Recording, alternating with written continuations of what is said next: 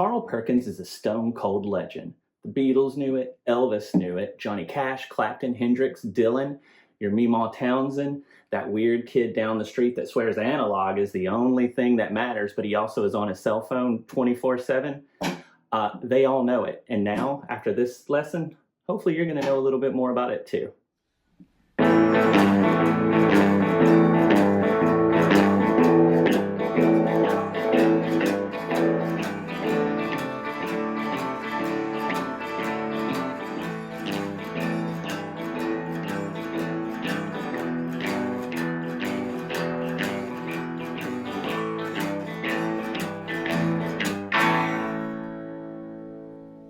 Hey guys, so Rockabilly, it's this magical mishmash of like country, blues, R&B, gospel, all these early genres that the kids in the 50s ended up calling rock and roll.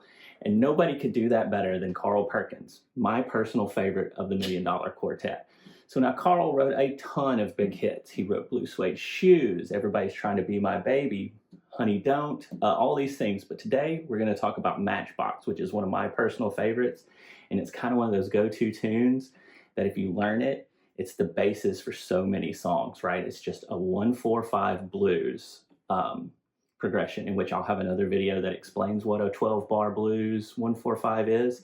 But just know this, you can do it really easily with open chords, and it's a great beginner kind of tiptoe into the whole rockabilly thing.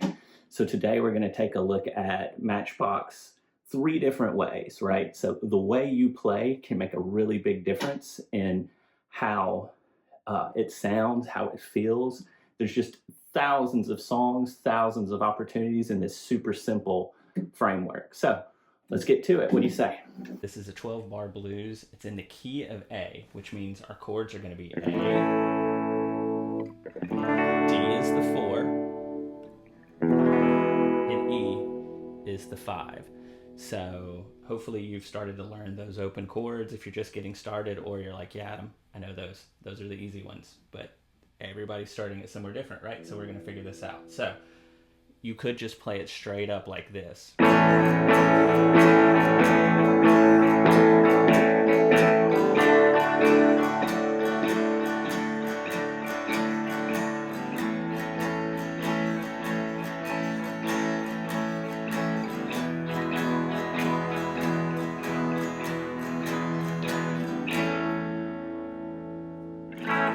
Like I said, if you're just starting out and you just want to play rhythm for someone to jam, you can play it that way and you'll really get far. So now what we're going to do is I'm going to show you how he actually played it on the record.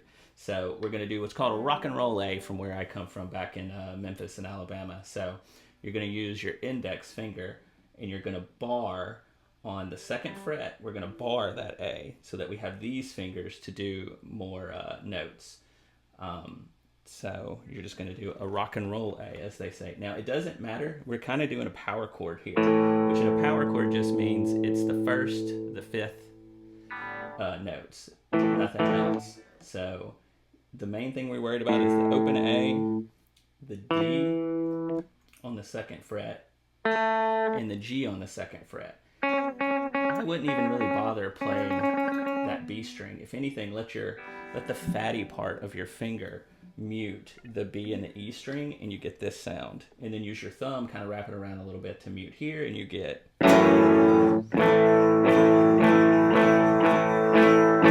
Right, it gives you a power chord, which is kind of this ambiguous thing, which is great in rock and roll, that it's neither major nor minor, so you can kind of do what you want, right? And so what Carl was doing is he was playing it 2 beats like this, and then he was putting his middle finger on the E string, 3rd fret, to make it a G, and you get this sound, which kind of gives you this minor 7 sound, and you get this.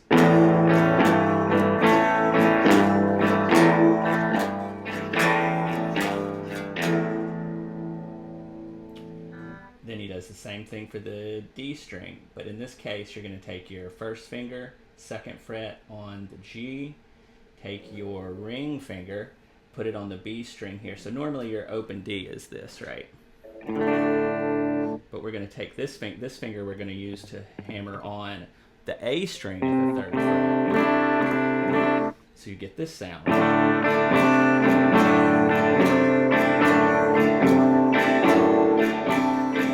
All right, so let's back up again, right? We're doing an A, and we're hammering on to the 3rd fret E string, right? That gets us our 1 chord. And then when we go to the 4 chord, the D, we're just shifting everything down 1 string. Now for the D though, since the B is tuned slightly different, you have to go up a fret here. So we get. All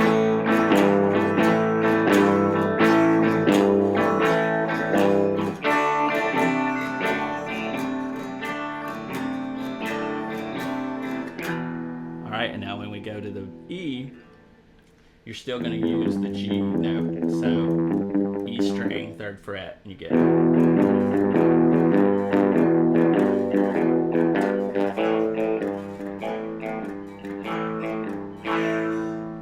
And so that gets you the Carl Perkins thing of.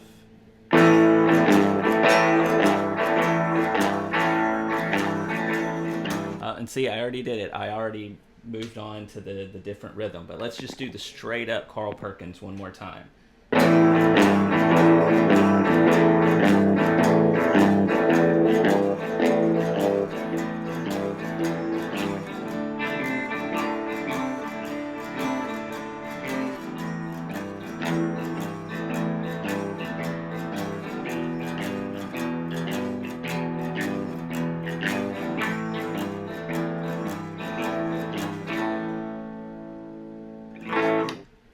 So that's the first way to do it.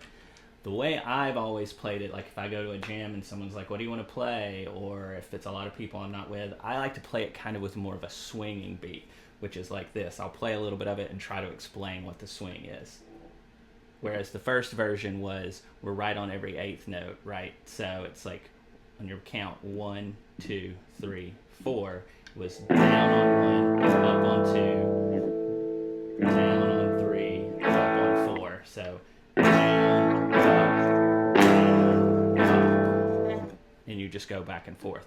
To swing it, it's more like this. You're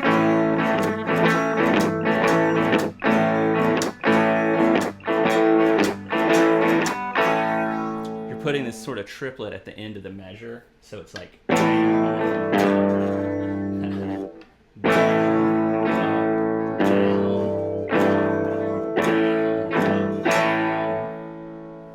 try that.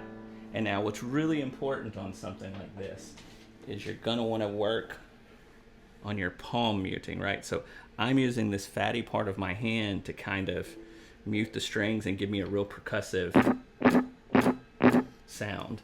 And so you end up with this when you swing it.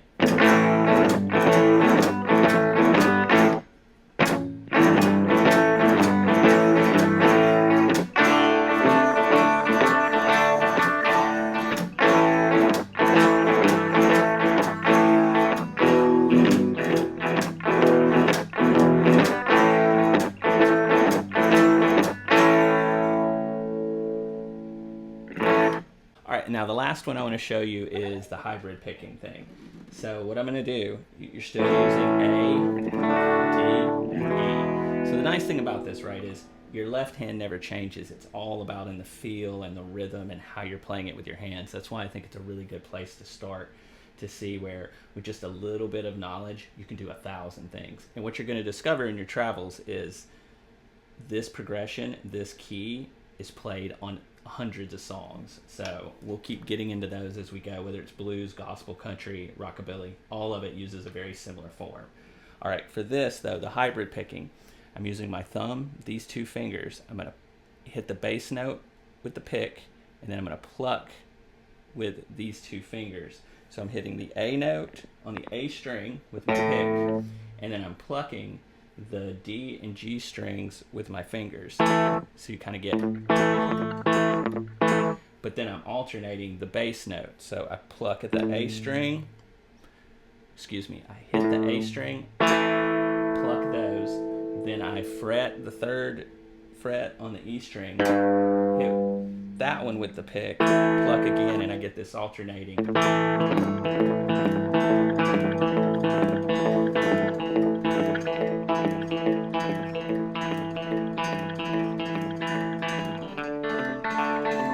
then you just move to the D and do the same thing.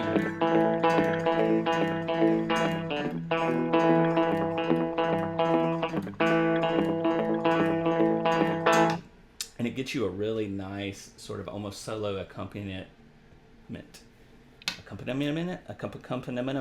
It gives you a really nice backing track for like just doing it solo, right? Like, well, I'm sitting here wanting a matchbox to hold my clothes.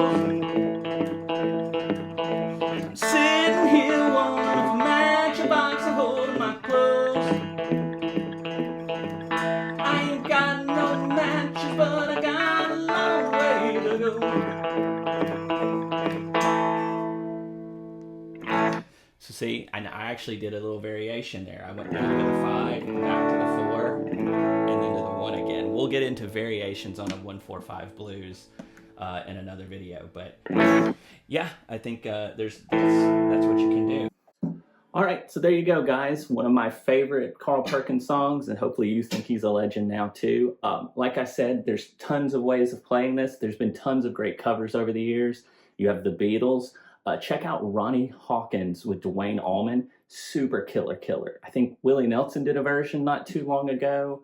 The list goes on and on and on. So check those out and tell me what you think. So be sure to subscribe to the channel. I'm just getting started with a lot of lessons here. We're going to try to start really basic and just get our way into blues, rockabilly, country, gospel, anything and everything we can think of.